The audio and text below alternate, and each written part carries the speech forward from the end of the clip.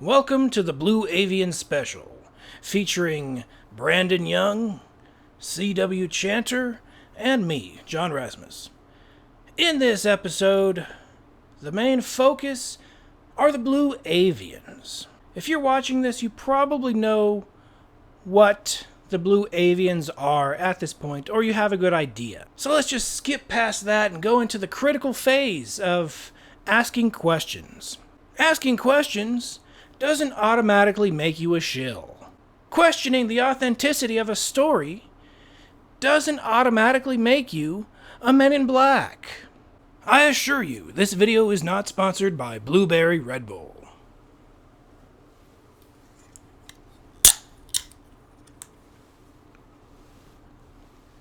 Need the energy to hunt down those Blue Avians. Yes.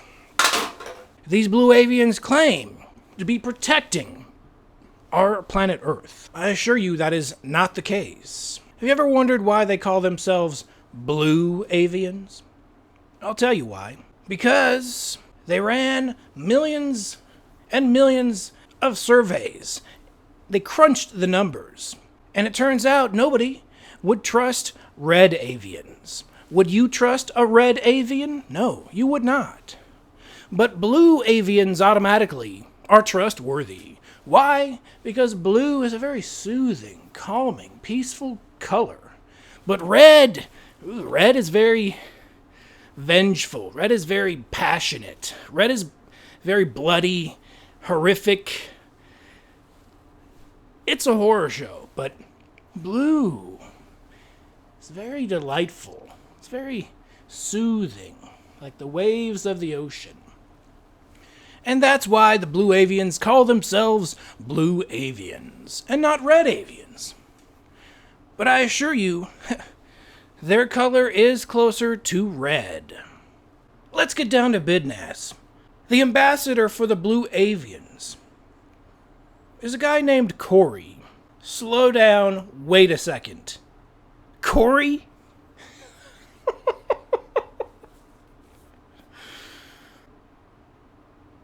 Corey. That's already suspect right there. Corey is not a name to be trusted. If you're going to have a go-to rule of who to trust, their name not being Corey should be number one on your list. So a guy named Corey claims he's the singular ambassador for the entire extraterrestrial race known as the Blue Avians. I still find his name Corey being more objectionable to that, but he claims he singularly receives communications from the Blue Avians. Who are the Blue Avians, you ask? You already know who they are most likely, but if you don't know, they're kind of like Big Bird from Sesame Street, but instead of bright yellow, they're bright blue. They're kind of like the black sheep of the Sesame Street family. They're from the back streets, like the Backstreet Boys. They don't play by the rules. They'll throw up the Baphomet symbols. You know, that famous devil goat man in black magic lore, Baphomet. He's apparently a great inspiration for these Blue Avians. That's why they throw up that gang symbol.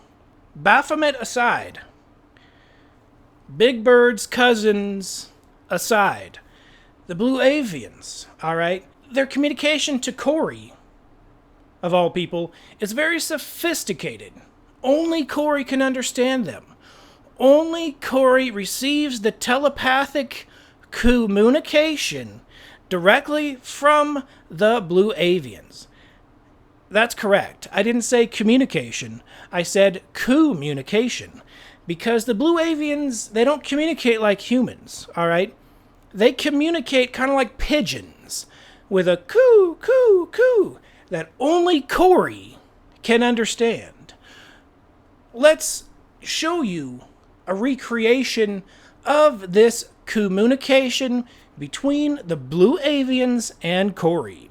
All day, Corey hears, coo, coo, coo, coo, coo, and he has to interpret that. That's a great amount of work, effort. A great weight is on his shoulders to be that ambassador for planet Earth. Do you think it'd be easy to go to Starbucks and you're trying to order some Frappuccino Grande and all you're hearing all day is coo, coo, coo, coo? That would drive me a little bit cuckoo. The great ambassador to the Blue Avians that he is, he manages. He gets through it. So hats off to this Corey individual. Despite his name being Corey, which is a little sketchy in my book, receiving telepathic communications, coo, coo, coo, coo, coo, coo, coo, is a great amount of work, which I'm very appreciative of. So as you can see, only Corey can interpret these extremely complex coo signals that go straight to his brain and no one else's on the entire planet Earth. We all know the Blue Avians are legit. We all know they're real. We know they're actual extraterrestrials that leave zero physical evidence. They don't leave footprints. They don't key up your car. Even though they do throw up gang symbols, they're pretty peaceful in the fact that there's no proof they exist, except from the word of Corey. So we all know the Blue Avians are legit. We all know they're real. But what if, just imagine a world, a crazy world, where the Blue Avians are fake and someone made them up for some unknown reason. That makes absolutely zero sense. But let's just pretend, put our mindset in the mind of a skeptic for a second. Where did he come up with such an awesome concept for this extraterrestrial race? I believe I found the answer to that extremely hypothetical situation, to that theoretical question. Where could such an idea as the Blue Avians have originated? Roll it.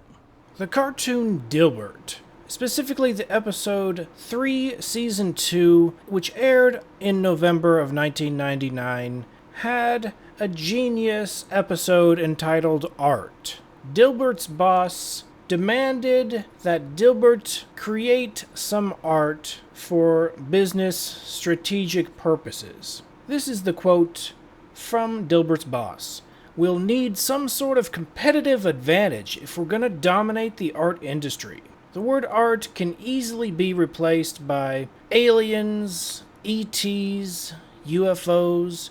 We'll need some sort of competitive advantage if we're going to dominate the alien ET UFO industry." So Dilbert has a focus group to find out what is popular. There are 4 people in the focus group. We have the redneck hunter, we have the bow tie nerd, we have the chef, and we have the woman. The redneck hunter guy wants something he can kill, something he can shoot. Bow tie nerd guy wants something big. The chef wants something he can eat. And the woman wants the color blue, her favorite color. Dilbert, using this information, comprises the most popular thing he can think of, a blue duck. When asked who will buy this blue duck, everyone in the focus group raises their hand. So Dilbert gets to work on crafting this genius work of art, the blue duck. Everyone at Dilbert's office loves the blue duck instantly. The boss knows that he hit pay duck and he's gonna cash in. It's an image which is just very pleasing to many different angles of the mind. You can eat it, you can shoot at it, it's a pleasant color. In no time, Dilbert's company is dominating the art market, 98%. Immediately, Dilbert, the obscure engineer, becomes a famous artist. Paparazzi are taking his photograph, women are swooning all over him. He's famous, he has everything he's always wanted. The boss wants to dominate the world with these blue ducks. They've even cornered the market with the Amish. who you think would be reluctant, but the Amish woman at the end says the following quote: "I don't know about you, but I'm starting to worship this blue duck," which can easily be replaced to, "I don't know about you, but I'm starting to worship the blue avians." Blue ducks are everywhere, and everyone worships the blue duck. It's amazing, I guarantee you. This is exactly what Corey wants. So as you can see, the color blue is very popular. Birds are very popular. You bring the two together, you have something extremely cool that everyone can get behind and everyone loves. Yeah. So that's pretty much the only skeptical point of view I can think of. But we all know the blue avians are most definitely 100% legit. You think someone would be so crafty and weaselly to be able to come up with... What was that? I think I hear some cooing, but I'm not the ambassador to an extraterrestrial race. It could be some pigeons on my porch, but I'm not going to take that chance. Let's go check it out. I'm going to go try to find where these cooings are coming from. So I heard some cooing out here. Let's investigate. My guess is the blue avians are behind the mysterious cooing. It's coming from my backyard.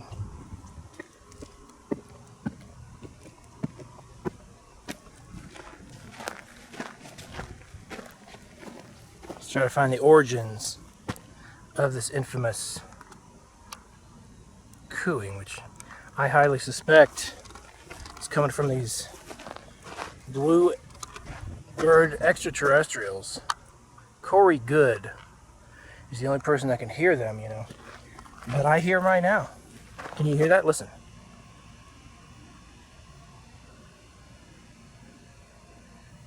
Sounds like bluebird avian communication to me, or communication, I mean. So let's take a look, see what we can find. What the heck? Oh my gosh, no way! Oh my gosh, this is definitive, solid proof. The blue avians were in my backyard. Oh my gosh. It doesn't get any more legit than that. We finally have physical evidence. We finally have physical proof. The blue avians are real. It's amazing. Wow, I can't wait to take this back to the lab. Email samples to Corey so he can finally have that proof that he's always wanted. This is freaking amazing, dude. Oh my gosh. I was a skeptic until I saw this. I knew those coos were coming from a blue avian. He must have dematerialized. They have that ability to materialize and dematerialize at will. But wow, I've never seen physical evidence left behind. This is freaking phenomenal. Blue avians, they're real. Here's the physical proof right here. I'm blown away. Finally, we have the physical proof. Blue avians are real. I'm going to keep you updated on this evidence. Until next time, this has been John Razimus. Stay tuned for Brandon Young and C.W. Chanter. Until next time, this has been Agent Razimus. Be seeing you.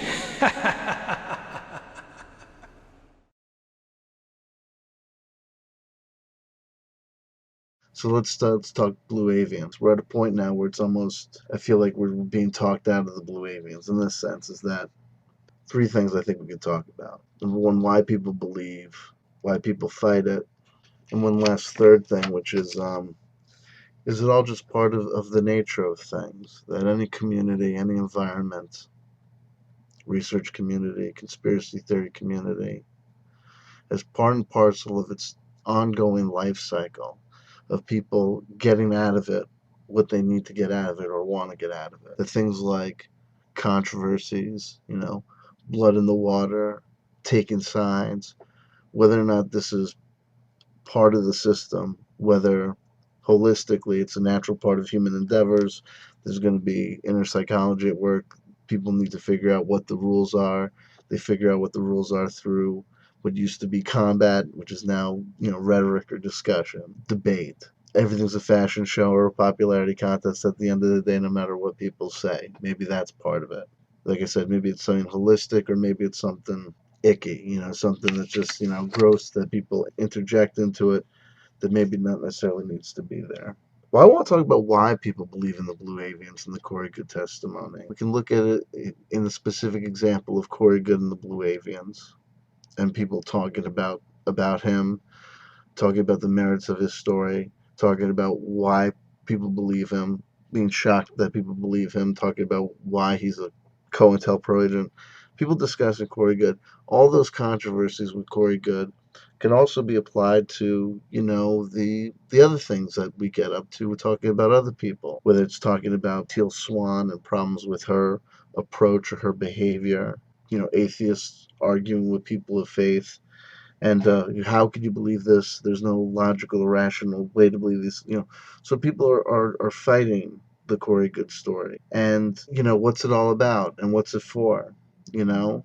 So looking at it in the specific example of Corey Goode, but you can also look at it at the end of the debunking of any purported psychic or UFO contactee or holy man or holy woman or holy text. Or you just banging your head against the wall, right? Because the tools that people are trying to use generally to dissuade those people of faith, those people who are believing or purporting to believe in things where there's no logical or rational reason or justification to believe it. There's so many hurdles you have to cross to believe that this depiction about the origin of the universe is the sane and a real one, not what the scientists say, or that this statement about the creation or nature of the universe in this holy book is accurate and is the way to go. When it comes to Corey Goode, there's so many things believing or getting excited about the Corey Goode phenomenon. There's so many hurdles that they have to jump, so many questions that they can't pose to themselves, right?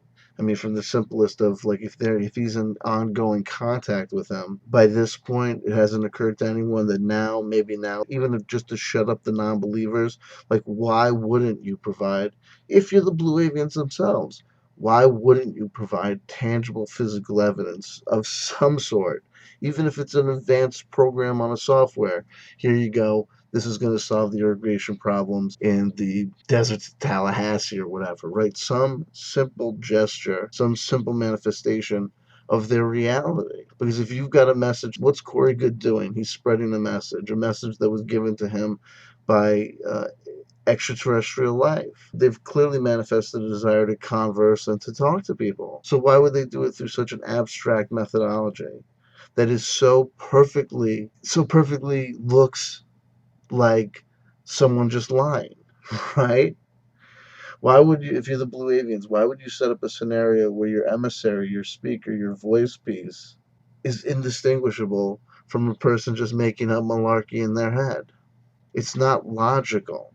Maybe I'm blind to the fact that you can have a special extraterrestrial race who has the ability to master interdimensional travel and use technology like the Sphere Being Alliance. There's spheres here that are supposed to be as big as planetoids, right? As big as moons and of Venus and this, that, and the other thing. But they're not disturbing anything's gravitational pull or physics of the known space-time continuum because of this advanced technology that apparently these blue bird people have. Well, if that's the case, if they got all this amazing technology that they can literally bring planetoid-sized objects into a known solar system without creating a disturbance, if they can do that, you'd figure that as a people, they're probably logical and rational. And they're getting feedback from Corey Goode, right? He's still in contact with them, so I assume he's telling them things like, by the way, nobody believes me, and CW Chanter and John Razimus keep on being pains in my ass, right? Tell CW Chanter to shut the up. Why wouldn't they give him any tools in the fight? It just doesn't make any sense. So the believer, the person who believes in Corey Goode, who's excited about Corey Goode, to me, I think the easiest way to know and understand and analyze them is as a person of faith, right? And that's not to be pejorative and that's not to be insulting. That's just trying to use some normal terms that we can grasp our hands around and talk about this material and this phenomena, you know? So the reason I bring up this juxtaposition is because the temptation is to want to use logic and rational thinking to talk to the Sphere Being Alliance aficionado, that somehow you're going to be able to logically, rationally make the arguments and prove to them why a belief in Corey Goode is ill-founded, erroneous or wrong, for some reason. But I think that much in the same way as when the atheist talks to the believer, you can use those tools if you want to, but the fact of the matter is that it's not logic and rationality that gets people to believe in Corey Goode or gets them to the Sphere Being Alliance table, right? There's something else that's drawing them there. It's about something else, and I think it probably has a lot to do with the meta-narrative, the spiritual aspect of it, that there's other people that care about us, whether they're angels or aliens, that there's someone, that things are wrong on planet Earth, just like it's a timeless tale. Most religions sing the same song. This place is a terrible place. It's not the greatest place, but trust me, there is a place, and if you're good and you pay attention to the rules, you get to go to the good place. And at the end of the story, don't worry, even though it doesn't look like it here in this shitty place, this shithole, there is justice at the end of the story. The bad get punished, and the righteous are treated right. Right? That's the most narratives. And so we want these things to happen. We want the cabal to be arrested. We want to see disclosure happen because we want to see a fantastical new world that is better than the one we are currently muddling through. At least that's what I suspect. We use, and people use and utilize religion for a variety of reasons and use faith for a variety of reasons. Sometimes you need an imaginary friend, and it's not for me to judge, obviously, if people do that. But the notion that through that bringing up these arguments to these people is going to somehow bring them to the light, I don't know. I mean, maybe it's just one of those things. You just do the right thing because it's the right thing. You see something out there that's erroneous information, that's hoodwinking people, that is deceptive. You want to change it. So you put energy into it, trying to chase it down, trying to crush it down, try to tell people, to talk to the people of the Sphere Being Alliance community. Did you think about this? Did you think about that? Does this make sense? Does that make sense? But hey, there's always an explanation. There's always a rationale that you can tender. So I know somebody involved in the Sphere Being Alliance, and I said to them, I said, look, I said, all these issues that I had with why Corey Goode. And their explanation was, because he's an everyman. It's because he's an everyman. It's because there's no reason to believe him that you have to kind of take it on this. That's why Corey Goode was the guy, and not some guy who speaks 9 languages, this, that, or the other thing. I also think that there's a darker aspect to the criticisms that can sometimes come about where it goes personal. In high school, he was like this. Here's a testimonial by someone who says, Corey Goode was a real dickhead, or, the stories, it's just, it does not going to help anybody, because if you are a fan of something, and especially if you've attached some import to your belief in it, and then you hear people making just negative black commentary of the kind that can best be qualified as gossip, you're not going to be successful probably in trying to convert that person over to the truth, because you're feeding fire to Corey Goode, so he can easily turn around and say these people are angry people. Look what they say. They say that they're all about light and love, but look what they say. Look what they testify to. Look how they conspire against me. Look how they gang stalk me. So that doesn't help either.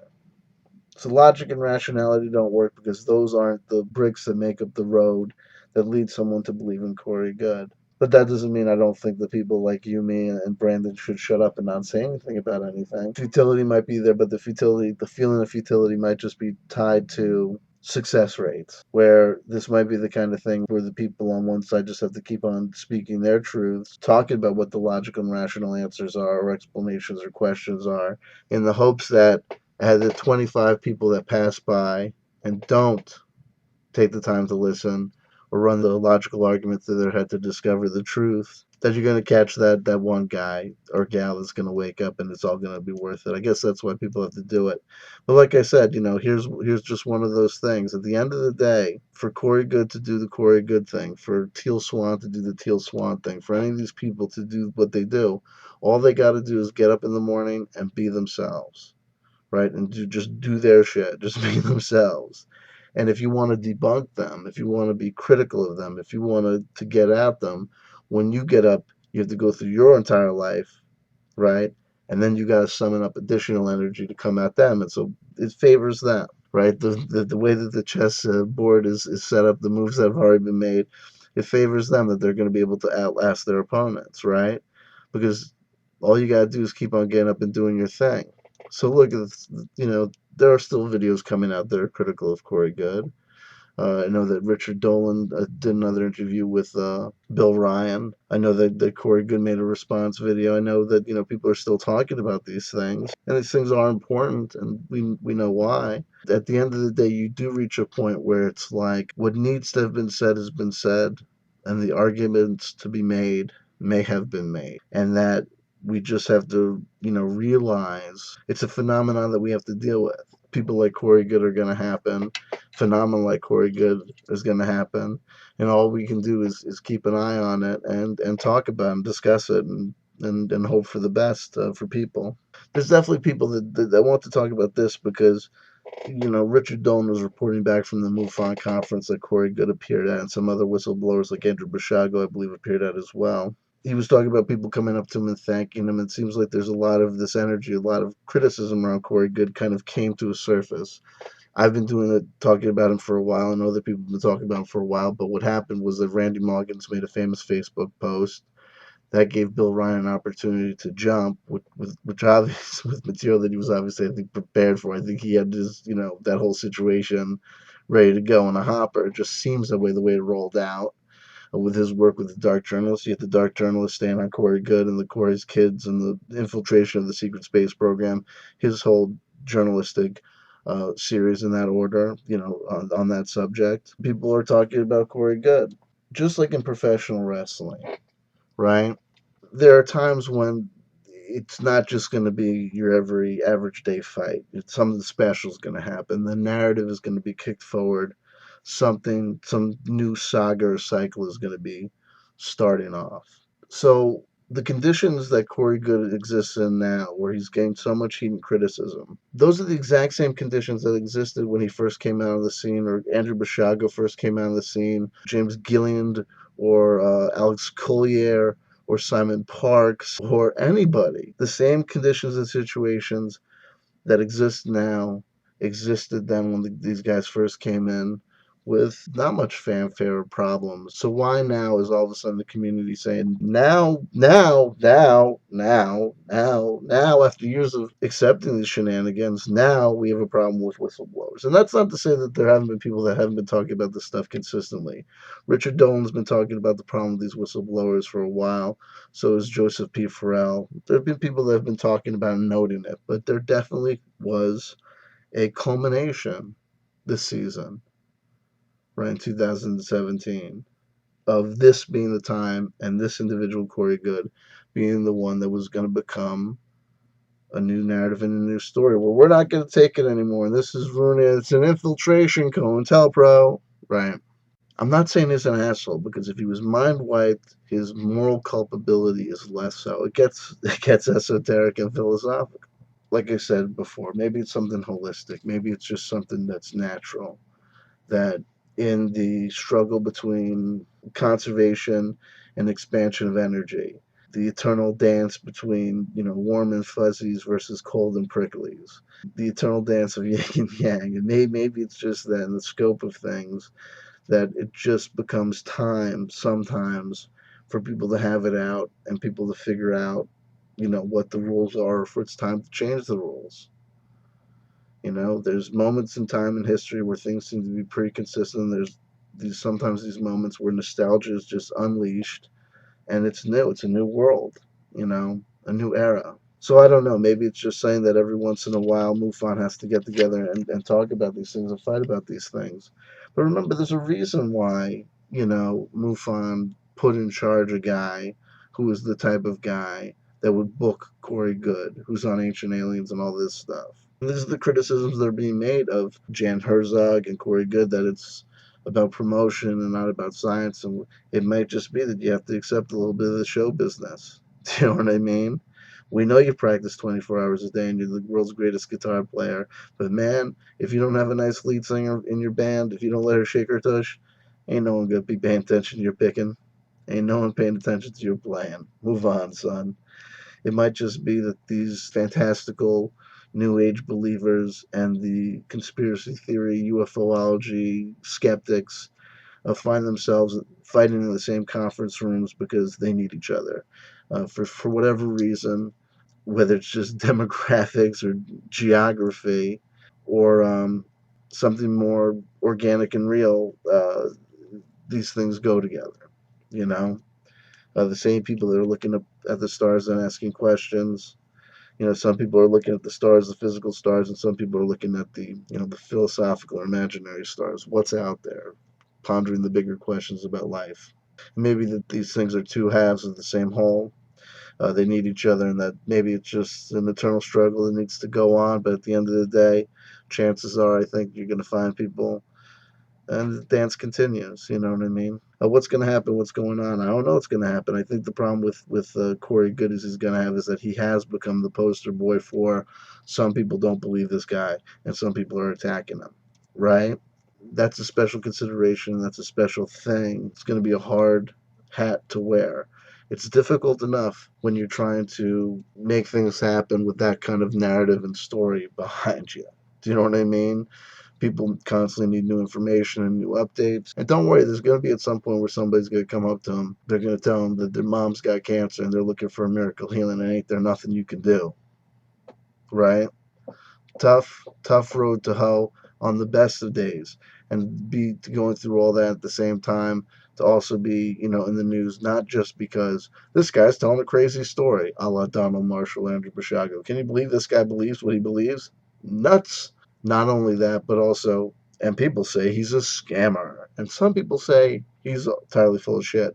That's a whole other wrinkle. That's a whole other story. That's a whole other role to play, and I don't know how long he can play it. But don't worry, we know that he went to seminary at some point, right? He went to pursued a degree in religious education at some point. Chances are he'll find something to do. And the beat goes on, and we'll see what the next revelation is going to be. Who knows? And we'll see what goes on. But like I said, the people are there because they want to believe. They want to believe. And if they're motivated to want to believe, then they're going to be motivated to even want to defend and fight what they believe in. And look, here's a great thing that they know. They're on the Serbian Alliance team. If you want to get close to Corey Goode, it's easy. Apparently, it's very doable. All you got to do is put in some work. Put in some work and effort, become part of the team, and you will be part of a team, right? And some people like to join teams. The nature of the game, the nature of reality. Corey Goode is often referred to as a whistleblower.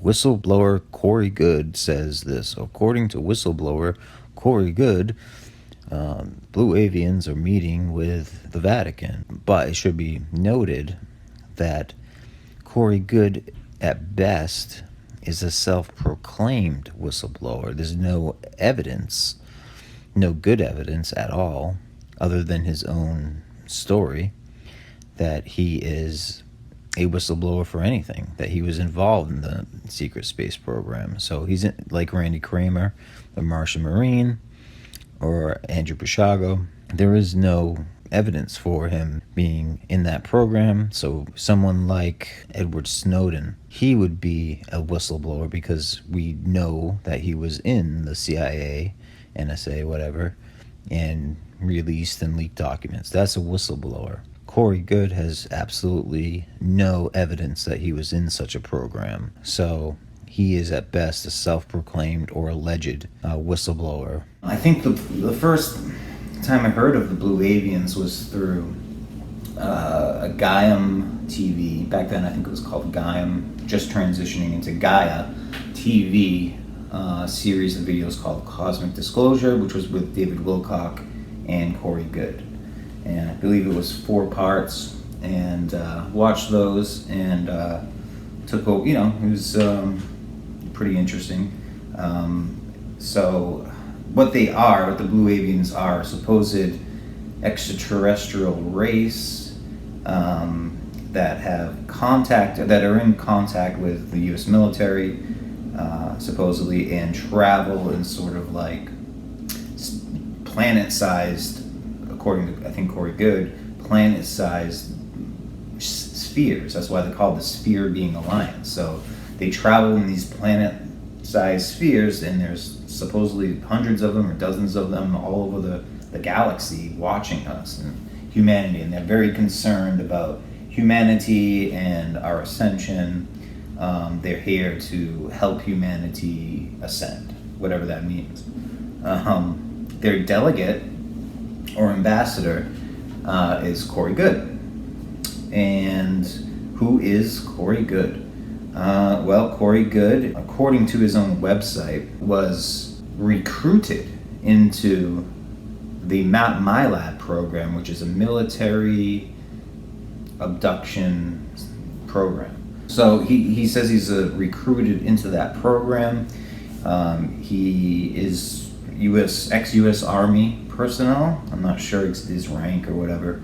He claims to have been in a, like Randy Kramer, the Martian Marine, he claims to go in what is called a 20 and back program, which is to say that he basically served in some sort of outer galactic big military base, these giant bases all around the solar system. The story goes, I'm pretty sure it's like cut off into two sections. So there's Solar Warden, which protects a certain half of the galaxy and whatever. So it's something like that. So it's basically giant military outposts where he served for 20 years. And then the story goes, after serving the 20 and back program, he comes back to Earth and then is regressed due to the advanced technologies of the Blue Avians. Pretty sure it's the Blue Avians. They regress him 20 years. So if I were to serve a 20 and back program, you'd be 40 years old when you got back or whatever, around that. But they regressed him. So he basically is, there supposedly exists technology to regress your age. So I don't know.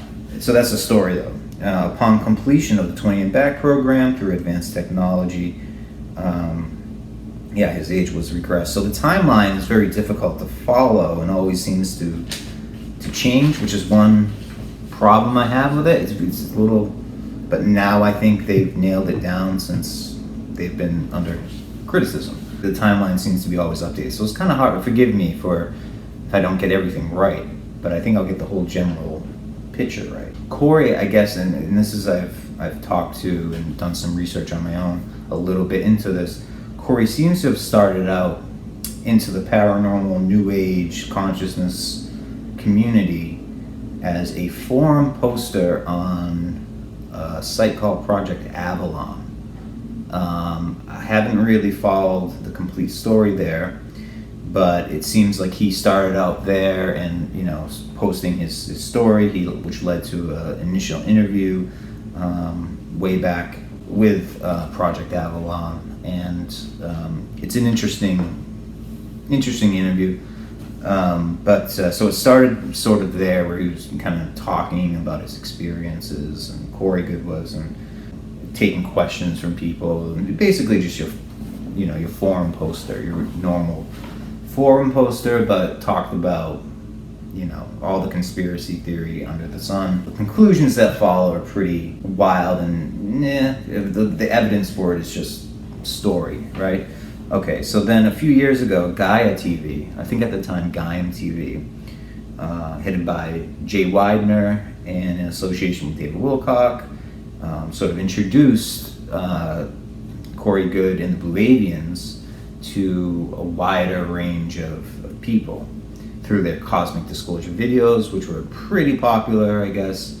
The presentations included issues like German secret societies, well-established historical Project Blue Book, Project Paperclip. It's a very well-established, already well-researched, nothing new there, but it was just repackaged, and included in these videos were some really stunning, I have to say, artwork. The Spear Being Alliance is connected to big names out there. It's not really alternative news if it's connected to a giant media conglomerate like iHeartRadio, which was Clear Channel, right? So It's just a subsidiary of Clear Channel Coast to Coast. George Norrie just signed a contract with iHeartRadio again, so he's going to be he's the host of Coast to Coast, and so it just shows that iHeartRadio they control Coast to Coast, and I think some other big, they put on the conferences, and they're a big funder of this type of information. Corey Goode has kind of skyrocketed since those Gaia TV interviews of the Cosmic Disclosure with David Wilcock.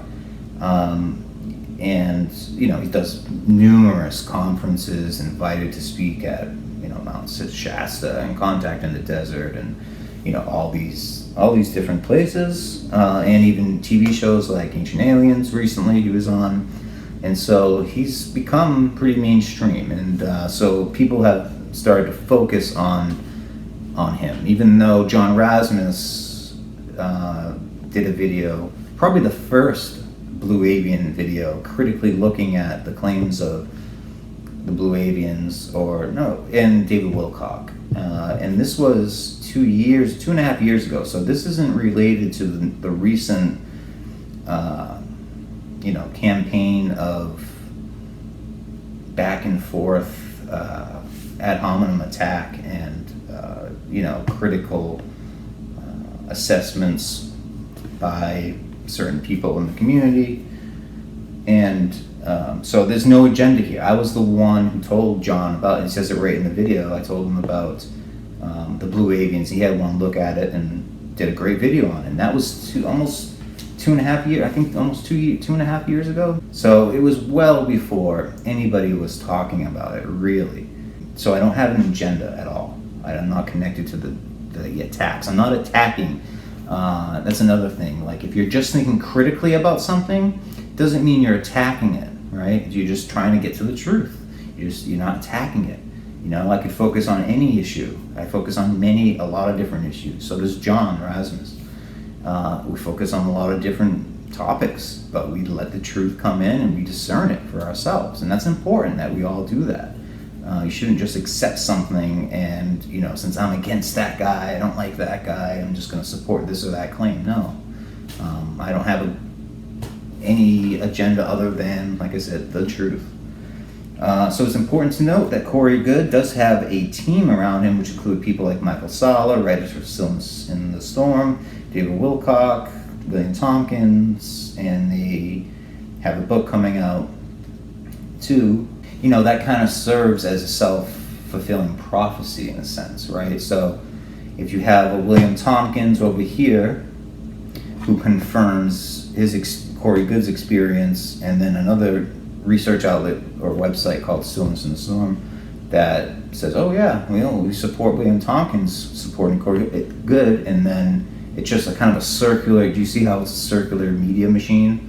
It's seemingly independent, but it's, they pretty much, as far as I can tell, when they want to investigate claims of proof and evidence and data, it comes down to Corey Goode is a good guy, which, I'm not arguing that he's a good or bad guy. I don't know. I don't really know him. But, the behavior of endorsing threats I don't think is a good thing. For example, I don't think creatures of love and light, or an advanced empath that is so advanced that he would be chosen out of millions of people to be the ambassador to an alien race, would behave in an attack sort of manner. It is indicative of the message and what is really going on. And this is not just for Corey Goode, this goes for a lot of the many people out there telling stories about their experiences or their regressed memory. They just happen to remember all these alien contacts, So there is that. So anyway, there's a team around this. It's the Sphere Being Alliance, or the sort of Full Disclosure Now team, I think. Is there evidence, right, for the existence of these Blue Avians outside of the stories of Corey Goode? And the answer is not really.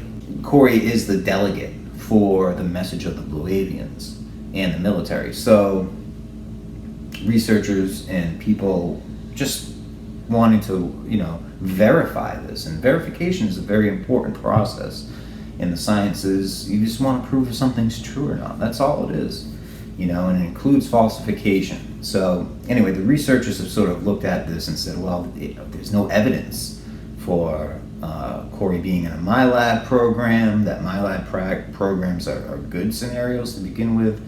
There's no evidence for giant spheres around the galaxy. There's no evidence for that. People have said, okay, so what? So there's no research value to that.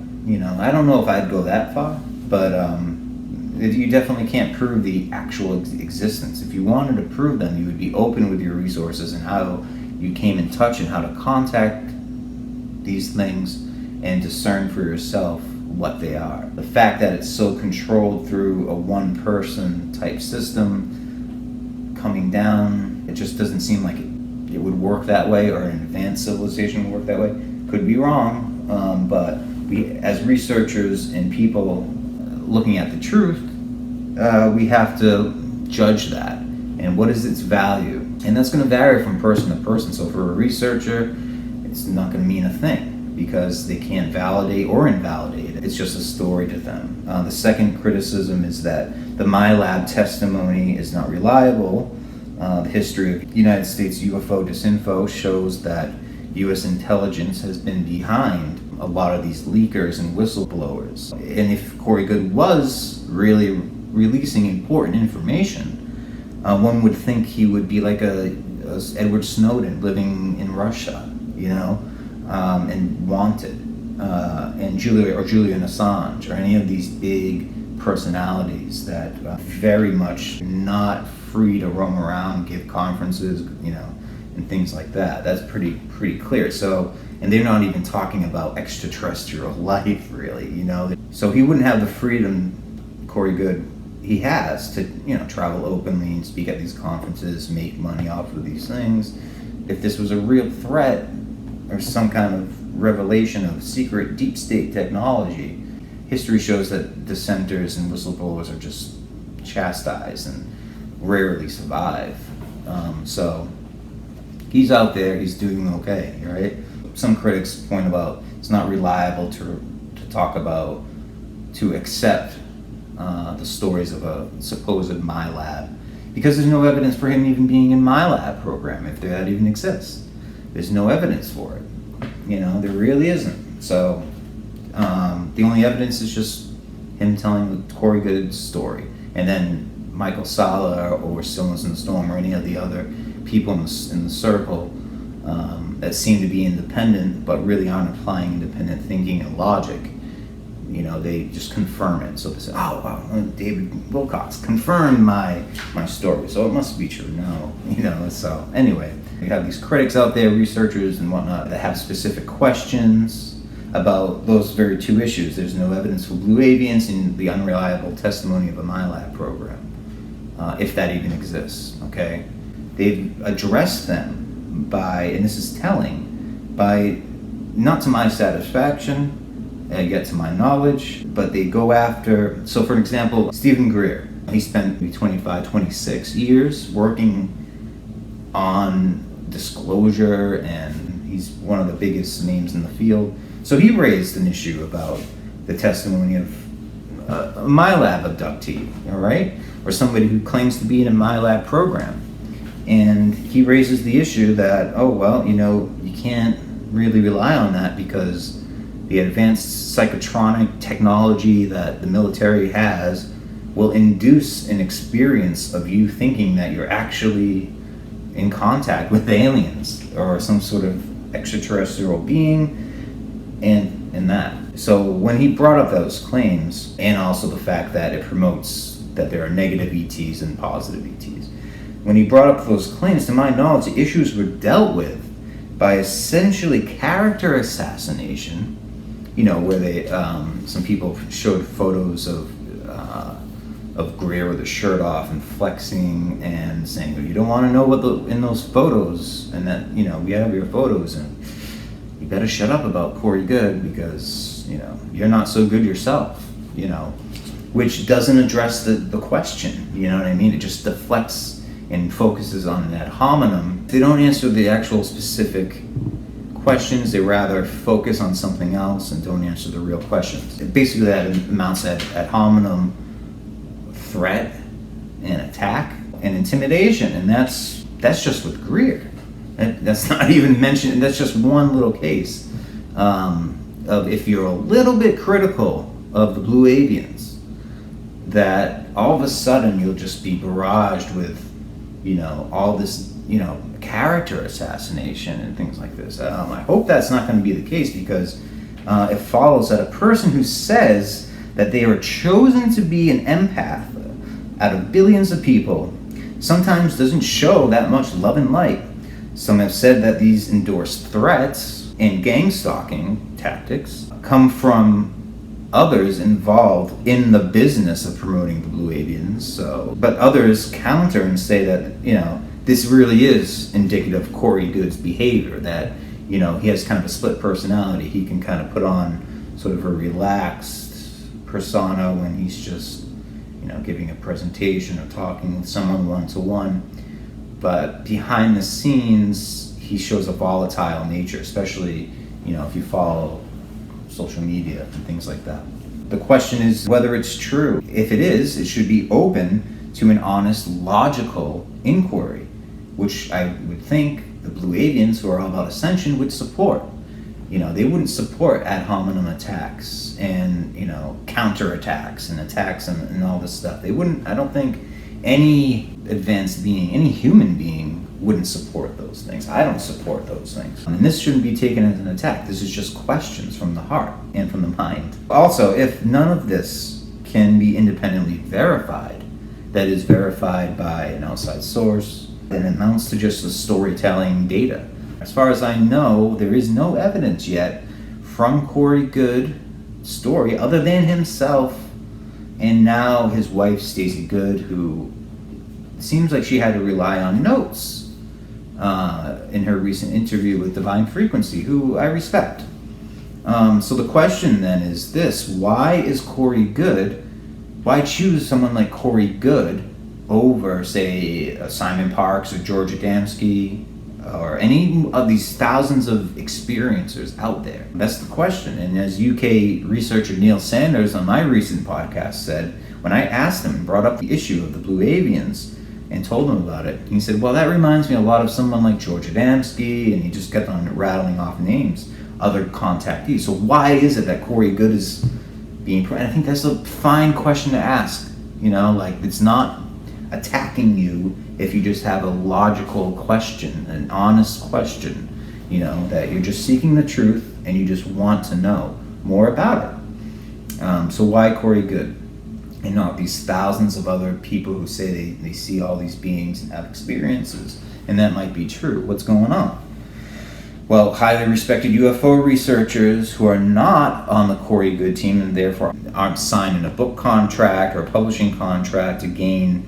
They point out that the Blue Avians and their message is tailor-made for the New Age paranormal culture in a postmodern, post-2012 mobile internet world, but also tailor-made for younger generations who, according to statistics, have a 2.5 minute attention span. So you have to get the keywords in there, you have to fill it with as much aesthetics as possible, and much artwork and cool artwork and kind of comic book type scenarios, and really focus on the photos, not the story. As someone who is concerned with what people believe and what they ingest as information, you have to really discern and look logically at these things. And whether historic Corey Goode and the Blue Avians are real is one question, and the behavior of Corey Goode and the Spear Being Alliance and the other people involved, Corey Goode team, their behavior has to be judged and looked at. And it has to be looked at honestly, and there should be no threats of intimidation, simply for pointing out the fact that we as a community need to address the very fundamental basics of a claim. And so that's my little riff on the Blue Avians. Chicken man, blue chicken man,